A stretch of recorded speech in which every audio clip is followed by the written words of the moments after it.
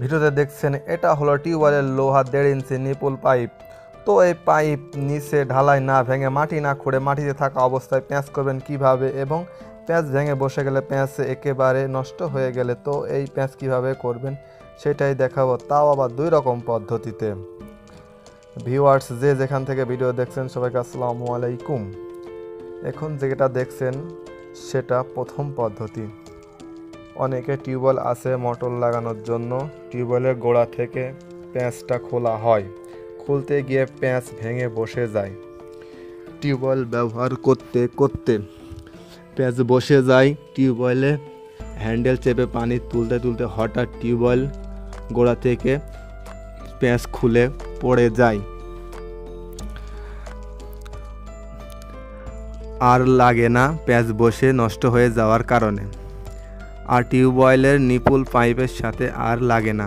তো অনেকেই আছেন এই লোহার 1.5 ইঞ্চি পাইপ নিচ থেকে কেটে খুলে ওয়ার্কশপের লেদে নিয়ে যান প্যাঁচ করার জন্য।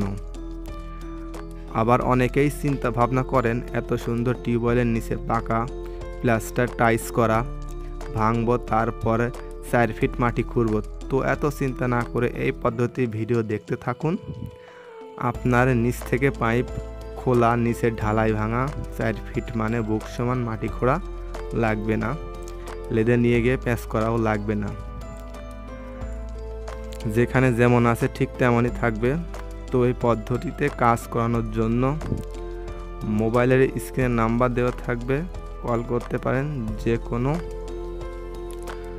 শোনা জানার জন্য এবং সমস্যার জন্য কল করতে পারেন। আমার হাতে যেটা দেখছেন আমি ঘোরাচ্ছি সেটাকে বলে হচ্ছে প্যাঁচ করা ডাইস। তো এই ডাইস দিয়ে আমি ঘুরিয়ে ঘুরিয়ে প্যাঁচ করছি, এটা ঘুরে ঘুরে প্যাঁচ করতে হয়। তো এটা হচ্ছে প্রথম পদ্ধতি, ডাইস দিয়ে প্যাঁচ করা না যায় তো দ্বিতীয় পদ্ধতিতে এই ডাইস বাদে কিভাবে এই প্যাঁচটা করব সেটা কিন্তু আমি দেখাবো এবং সঠিকভাবে আপনাদের কিন্তু বুঝিয়ে দেব। তো আপনারা ভিডিওটি টেনে দেখবেন না, কিভাবে প্যাঁচ হচ্ছে এবং প্যাঁচ কি জন্য হয় না সেটা দেখাবো, এবং প্যাঁচ হওয়ার পরে আপনাদের টিউবওয়েলটা লাগানো যায় কি যায় না সবগুলাই কিন্তু আমি দেখাবো। তো এটা প্রথম পদ্ধতি, এরপরে কিন্তু আমি দ্বিতীয় পদ্ধতিটা দেখাবো। যে যে ডাইসটা ঘোরাচ্ছি এই ডাইস বাদেই কিন্তু আপনারা প্যাঁচটা করতে পারবেন। তো এমন সমস্যা কিন্তু এলাকায় অনেকজনেরই দেখা যায়। তো এই সমস্যার সমাধানের জন্য স্ক্রিনে নাম্বার দেওয়া থাকবে, সেখান থেকে আপনারা কল করতে পারেন এবং এই ভিডিওর কমেন্ট বক্সে কমেন্ট করে আপনাদের সমস্যাগুলো কিন্তু জানাতে পারবেন। যে কোনো ধরনের সমস্যা, মোটরের সমস্যা, পাইপলাইনের সমস্যা, যে কোনো ধরনের সমস্যা কিন্তু আপনারা কমেন্ট করে জানাতে পারবেন এই ভিডিওর। তো এরপরে কিন্তু আমরা এবার চলে আসছি 2 নম্বর পদ্ধতির কাছাকাছি। দেখছেন এই নিপুলের প্যাঁচটা কিন্তু ভেঙে গেছে, প্যাঁচ করার সময় প্যাঁচটা কিন্তু হয়নি। কী জন্য হয়নি সেটাও কিন্তু দেখাবো। এই যেটা দেখছেন এটাকে বলে সকেট শর্ট পাইপ 1.5 ইঞ্চি। শর্ট পাইপটা কিন্তু আমি এই যে খুলছি দেখুন, খোলার পরে এই যে আমি লোক দিয়ে দেখাচ্ছি, এখান দিয়ে কিন্তু কাটবো, কেটে এই যে এখান থেকে কেটে দেবো, দিয়ে কিন্তু এটা কিন্তু লাগাতে হবে এবং কী জন্য লাগাতে হবে, কেন লাগাতে হবে সেটাও কিন্তু দেখাবো। তো আমি এই গ্যান্ডিং দিয়ে এই যে কাটছি, দেখতে থাকুন।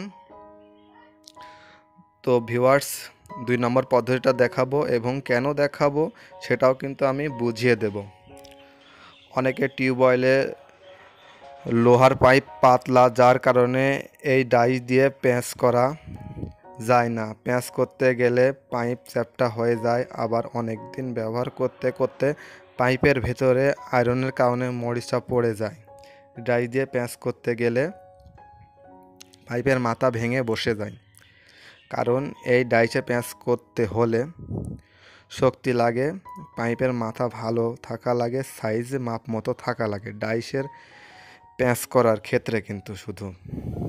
আবার অনেকে টিউবওয়েলে চারপাশের জায়গা কম থাকার কারণে প্যাঁচ করা ডাইশ ঘুরিয়ে প্যাঁচ করতে হয়, যার কারণে প্যাঁচ করা কিন্তু যায় না। আবার অনেকে এই লোহার নিপুল পাইপটা টিউবওয়েলের ঢালাই ছাড়া ওপর পর্যন্ত 1.5-2 ইঞ্চি উঁচা থাকে বা বের হয়ে থাকে, এই জন্য কিন্তু প্যাঁচ করা যায় না এই ডাইশ দিয়ে। কারণ এই ডাইশে দিয়ে প্যাঁচ করতে হলে 8 থেকে 9 ইঞ্চি কিন্তু বের হয়ে থাকা লাগে ঢালাই থেকে উপর পর্যন্ত। 9 ইঞ্চি বের হয়ে থাকলে সবচেয়ে ভালো হয়। তাই পাইপ ছোট থাকলে এই দেখছেন ওয়েল্ডিং দিয়ে কিন্তু আমি লাগাচ্ছি এটা। তো এই ওয়েল্ডিং করেই কিন্তু এই প্যাঁচটা কিন্তু লাগাতে হয়। আমি যেটা লাগালাম উপরে যে পাইপটা, ওটাকে বলে হচ্ছে 1.5 ইঞ্চি শর্ট পাইপ। তো 1.5 ইঞ্চি শর্ট পাইপটা কিন্তু আমি সুন্দরভাবে কিন্তু ওয়েল্ডিং করে লাগিয়ে দিচ্ছি। তো আমি কিন্তু এখানে দেখছেন এটা 1.5 ইঞ্চি পাইপ, আমি এর সাথে অনেক মোটা মোটা পাইপ কিন্তু ওয়েল্ডিং করে লাগিয়েছি, যেটা আপনি 2 হাত দিয়েও কিন্তু বেড় পাবেন না, এমন পাইপ কিন্তু আমি ওয়েল্ডিং করে লাগিয়েছি। তো এটা আমি লাগাচ্ছি, এটা কিন্তু আমার কাছে কোনোই ব্যাপার নয়।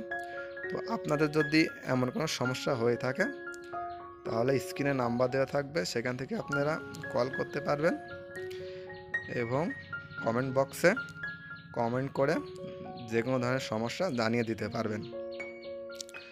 তো আমি এই যে টিউবওয়েলের নিচের যেই চেক ভাল্বটা বসে সেই প্লেটটা কিন্তু আমি লাগাচ্ছি। তো ভালোভাবে কিন্তু আমি থ্রেড টেপ দিয়ে আটা দিয়ে লাগিয়ে দিয়েছি, এই যে ভালোভাবে খেয়াল করুন, ওয়েল্ডিংটাও করে দিয়েছি সুন্দরভাবে, এটা কিন্তু সুন্দরভাবে লাগানো হয়ে গেছে। এবার কিন্তু আমি এই যে চেক ভাল্বটা বসিয়ে দিলাম, দেওয়ার পরে টিউবওয়েলটাও বসিয়ে দিলাম, দেওয়ার পরে নাট বোল্ট লাগিয়ে দেব। দেওয়ার পরে আমি কিন্তু এরপরে পানি তুলে চেক করে দেখিয়ে দেব যে ওয়েল্ডিংটা ঠিকঠাক হয়েছে, কোনো লিক টিক হয়নি। তো অনেকেই এমন ধরনের সমস্যায় ভুগে থাকেন। তো যাদের এই ভিডিওটি ভালো লাগবে তারা অবশ্যই দেখবেন এবং কমেন্ট করে জানিয়ে দেবেন যার যে সমস্যা।